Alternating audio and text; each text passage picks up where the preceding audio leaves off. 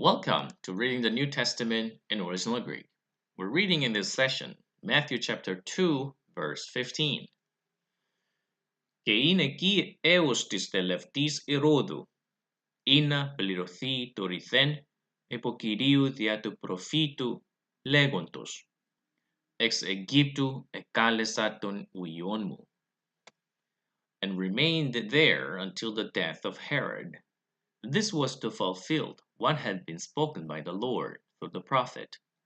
Out of Egypt I have called my son. Now, que in is from the verb imi. Right? We talked about the difference between imi and imi. Right? You should be more accurate with an accent because it gives a different meaning, total different meaning. Que in he was there in an aorist, there, εκεί. Now we have eos. Eos also could go alone, but it could also have the genitive. Eos tis teleftis erodu. Now it all go together from eos until erodu. Tis teleftis. Telefti is the noun in a nominative case, meaning the end of Herod. Now Matthew is using this word again in verse 19, talking about the death of Herod. So we know this is a euphemism indicating, saying it as the death of Herod. That's what we have in the English version, the death of Herod. Until the death of Herod, he was there. Now we have ina plirithi.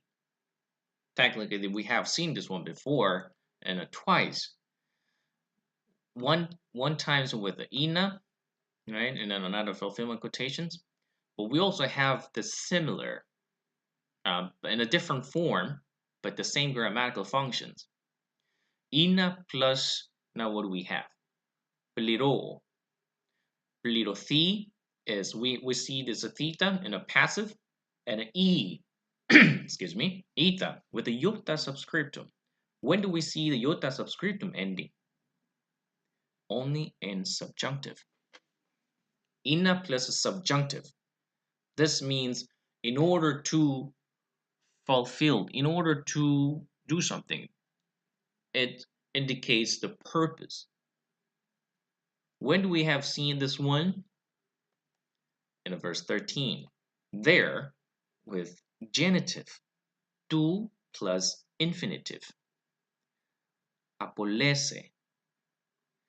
Now, when Herod was trying to get rid of or to kill the child, tu apolese, in order to kill the child, afto.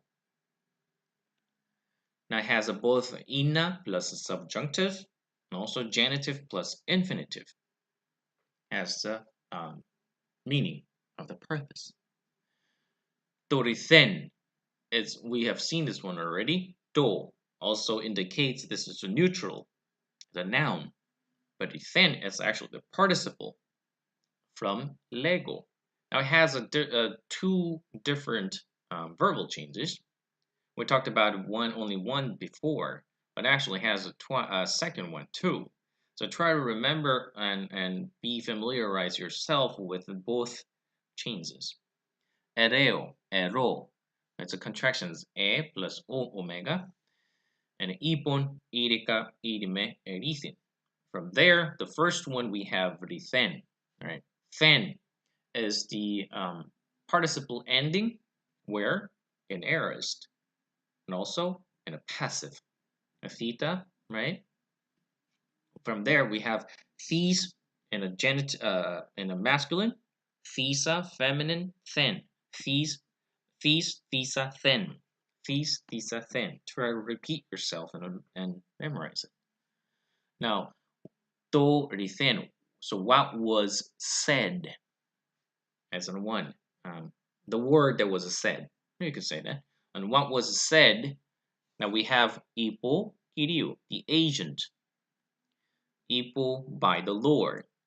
Ipo plus genitive, also dia plus genitive. Dia tu profitu, through the prophet. the prophet, right? Definite article, tu.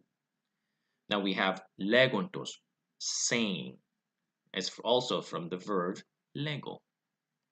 Rithen is also from the verb lego. Now, legonto is also a participle in genitive form. So where does it connect to?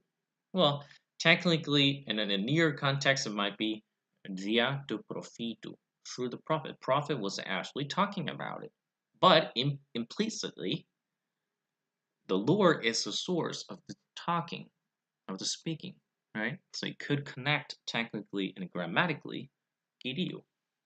What's important is the source of all this saying to be fulfilled.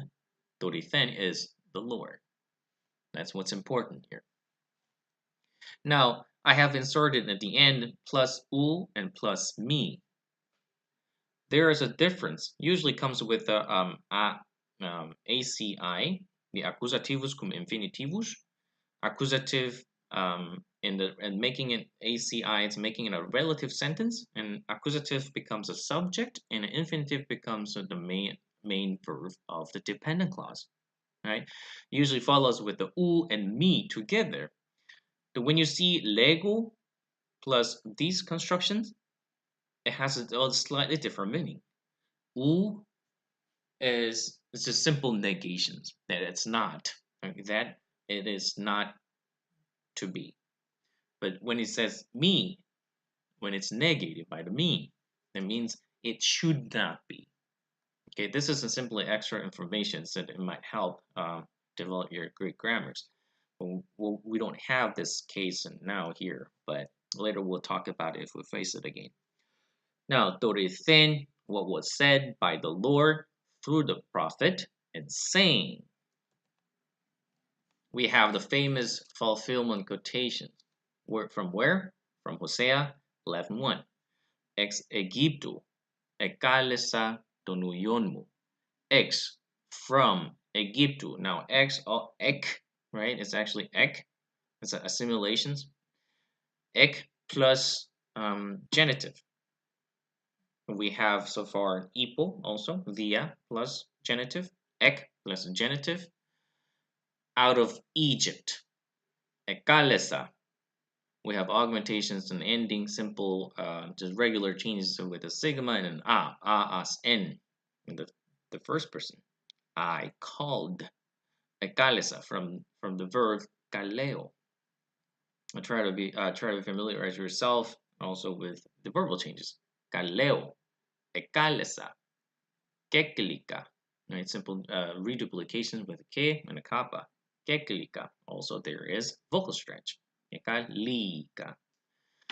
Keklime, perfect medium passive, and a glethin with a theta, an augmentation error is the passive, and also in. Okay, so out of Egypt I called who? I called who? Naturally follows accusative object. Don uyonmu, my son. Now this is technically the double emphasis. Don uyon, the son, and a mu, my. Well, you could actually say it in ekalesa uyomu, but with the specific emphasis, don uyonmu, my son. Okay, so this is today's sessions. I hope you have enjoyed our Matthew's fulfillment quotations. And if you haven't subscribed yet, don't forget to subscribe after the session. And I will look forward to our next session.